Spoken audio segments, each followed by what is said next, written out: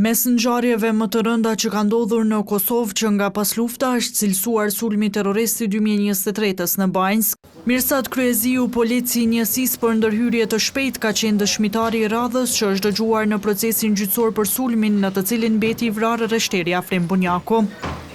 Kryeziu kishte qenë udhëheqës i ekipit që kishin hasur të parët në barikadën e vendosur mbi urën e fshatit, ndërkohë që i njëjti edhe e kishte dërguar Bunjakun nga Banjska në spital. Ishte Afrim Bunjaku, ishte i shtrirë për tokë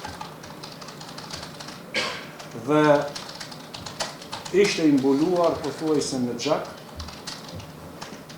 sepse detonimet që kishin bërë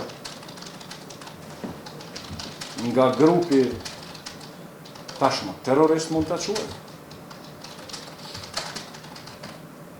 ai ishte plagosur në fëtë.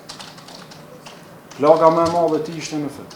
Bazuar në përvojën e tij si zyrtari i njësiteve speciale të Kosovës, Kryeziu ka thënë se sulmi ngjasonte me sulm ushtarak.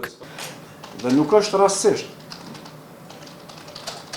që këtë sulm e kanë organizuar pikërisht në fshatin Banjsk, duke e përdorur si mburoj manastirin, që ishin edhe pelegrin në manastir atë ditë, duke i përdorur edhe ata si mbrojtës, duke u pozicionuar në pozita të mira dhe të favorshme për sulmuesit. Ai është pyetur edhe për arsyen që në ditën kritike nuk ishin qenë duke patrulluar me veturë të blinduar. Ishte qetë dhe nuk ishte diçka që shihnin rrezik. Nuk ishte diçka që shihnin rrezik. Ti përdornin mjetët e blinduar. Në seancën e kaluar janë dëgjuar 2 zyrtarë të tjerë policor, të cilët po ashtu përshkruan shpërthimet e gjuajtjet e vazhdueshme me armë të ndryshme nga grupi që ishte i vendosur në shumë pjesë të Banjskës.